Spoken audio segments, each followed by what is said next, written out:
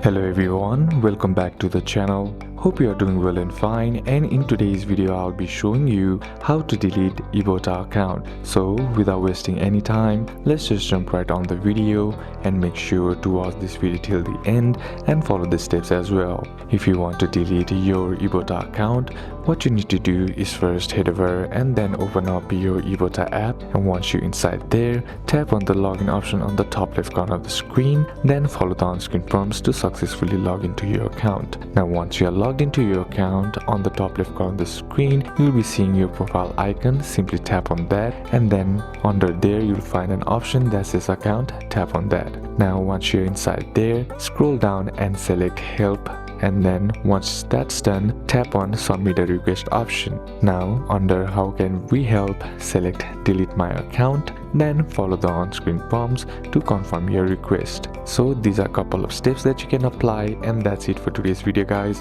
Hope this video was useful to you. Leave a like if it did, comment down any questions that you have, and see you soon in the next one.